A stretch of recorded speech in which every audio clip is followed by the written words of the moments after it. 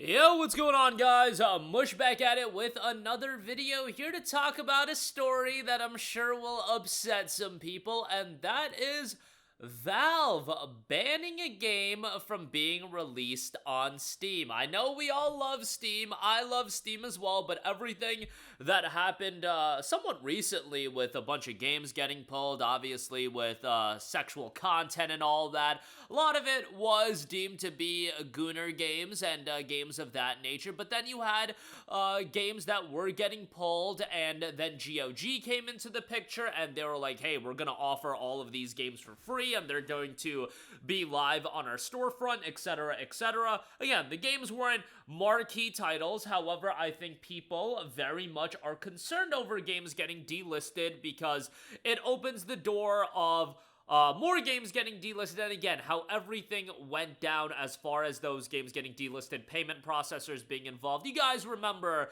the whole story as a part of all of that. Well, also, the indie game Horses, which is scheduled to release, let me actually pull up the release date on this, tomorrow, December the 2nd, for $4.99. It is scheduled to come out tomorrow for $4.99, has been banned from Steam, and it was banned a while ago, but now GOG has come into the picture, and they do offer the game for sale for $4.99. I'll leave a link to it in the description box below. By the way, GOG is also running an awesome Cyber Monday sale right now. They're a great spot to buy games. They are all about game preservation, and they're opening kind of the door as far as a lot of these games that there is a little bit of concern as far as whether or not they're going to be released on Steam and these other platforms. They're offering them an avenue. Sure, GOG is not as big as Steam. Ideally, these games do want to be on Steam, but I actually think a story like this, look, if Horses came out on Steam, the thing is, yes, that's a big platform to be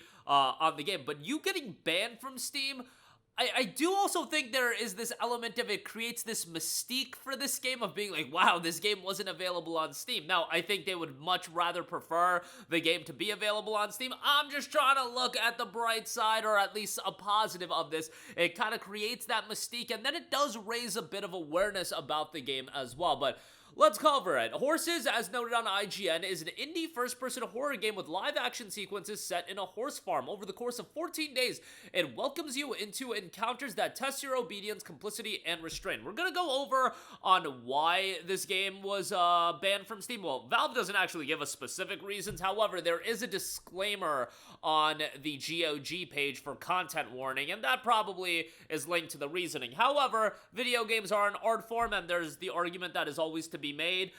You tackle grim and dark themes to really tell a story. It can very much enhance the storytelling of a game, but you guys get that. The player experiences the farm's unspeakable horrors through daily unique interactions as they must withstand 14 days of spiraling dread as the reality of the farm unfolds. As IGN reported, Horses is currently preparing a launch on December the 2nd. It will be available on GOG, but it'll also be available on Epic Game Store and itch.io. So Epic Game Store is going to house the game, and it's going to be buyable there as well. IGN did have a report on the situation, as I mentioned, and this is what Valve said. And while Valve dropped a lengthy statement and gave IGN a lengthy statement, doesn't really tell you much. Okay, so here's what they said. We reviewed the game back in 2023. At that time, the developer indicated with their release date in Steamworks that they plan to release a few months later.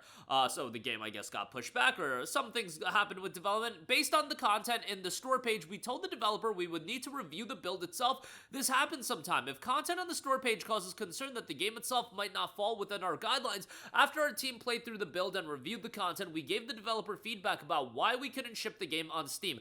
I wish that feedback was transparent, so it would give me something to understand as far as why this game isn't being allowed on Steam, and then we can also take that information and then compare it to other products on Steam. I think that would give us a lot of clarity. I would imagine the developer might have some more clarity on that, but from what I can tell, that's not public, so, and I don't know if they're allowed to go public with information like that, if there's some sort of agreement. I don't know how all of that works, but I wish there was some transparency as far as what that feedback was on why they couldn't ship the game.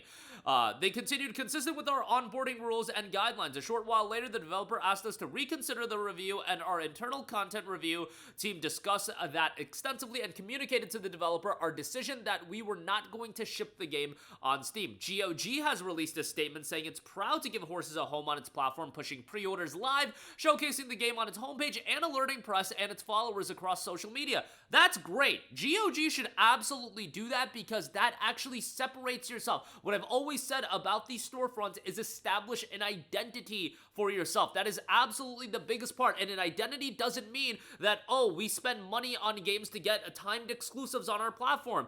And yeah, this game is going to be available on the Epic Game Store. But Epic Game Store this game being on the Epic Game Store does nothing for Epic Game Store's identity, because there is no identity to Epic Game Store. It's just another storefront that gives away free games, which is great. Gives me content to upload on this channel. I appreciate that. With Horses being available on GOG, because they're backing it, it's almost being used as a promotional vehicle for GOG as well. It's a symbiotic relationship in that sense, where Horses is getting elevated, but it also does elevate this perception of GOG being that platform where we're gonna be a little bit more unshackled, in the sense that we're gonna allow these games to be sold on our storefront, which I think is great. Again, it gives GOG an identity, which is fantastic, and it's good for the longevity of GOG as well. To support the studio in this difficult time, we've decided to launch pre-orders on Horses today. Grab yours and celebrate their creativity. IGN also does have a statement from Pietro Riva of Santa Region, urged game developers to stand up together to demand transparency from Steam. So this person also wants transparency from Steam. So I don't know if this person got that level of transparency in the exchange they had with Valve, because Valve's statement doesn't really give us a lot to go with. I was hoping maybe they told the developer and gave them a little bit more transparency, but again, it's just hard to deduce all of the information based on these statements. But it was noted, I know developers are understandably scared of voicing their complaints about Steam, but I hope we can collectively ask for better conditions to make our work more viable and more creatively free. The current landscape is one where very few actors control the distribution of almost all games that are produced, and that should mean they are responsible not just the commercial sustainability of the industry, but also for the growth of games as an artistic medium. And yes, I get that Steam is the biggest dog in the game right now, and the biggest platform to sell your games. The reality is, I think for the most part, like, Steam as a platform is the best platform. I think GOG is tremendous, and I think GOG offers something unique in its own right. GOG has its hurdles where they're not getting all of these games day one and the marquee titles day one, but I think they are doing a great job of establishing an identity for themselves and offering something that Steam doesn't offer, and again, staying in their own lane, which I think is great.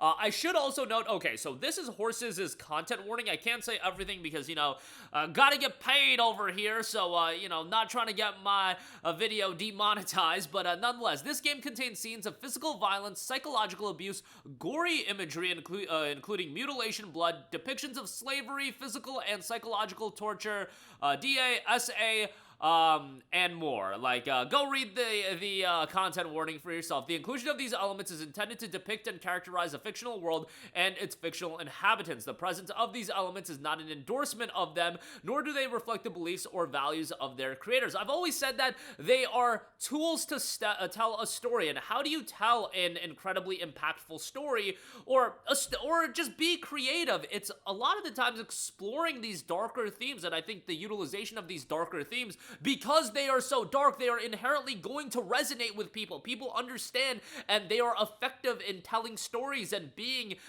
narrative tools. It's unfortunate that we are putting down more restrictions on them. And again, if this game is facing restrictions and we're giving them an inch and more goes in that direction, and again, everything that happened earlier with payment processors being involved and how that all went down, where it wasn't really a Steam decision, it wasn't really a Valve decision, it kind of just came down to the payment processors, and then, oh boy, everything's getting, or a lot of games were getting delisted.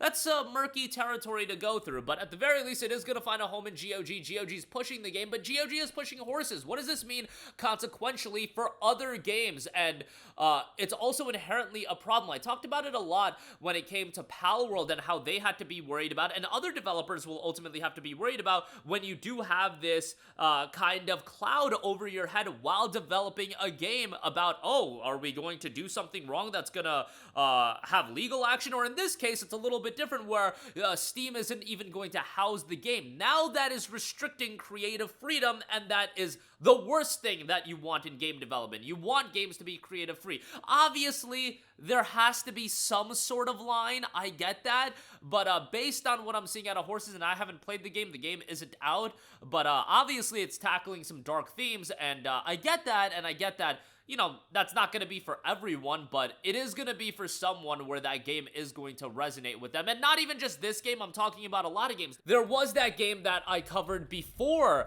that Steam didn't house either, and Steam didn't have on their platform, which was a really notable one, and that was Vile Exhumed, and that was a game that explored a lot of dark thematics, but that was impactful for its narrative and its storytelling. So again, it's not a all things are created equal type of deal, but it is something absolutely to consider, and an unfortunate route. And I do feel like the landscape of everything that's going on. Now, bear in mind, this game was declined being on Steam back in 2023. That's before the payment processors were getting involved and games were getting delisted, at least for that big story that happened on Steam earlier. But we'll see how all of that transpires. I mean, Horses will come out. I think as far as this game in a vacuum, it's going to be more visible than it would have been had it just gotten a Steam release, so maybe it'll ultimately turn out to be beneficial, but that's just this game. Ultimately, not every game is just going to be like, oh, we're getting banned from Steam, now we're on GOG, and that's eventually that'll wane. So you know, you would hope that they would find some sort of agreement and get these games just available on as many storefronts as possible. But that's gonna do it for me. Let me know all of your thoughts in the comments section down below. As always, guys, thanks for watching, and I will catch you guys in the next one. Peace out.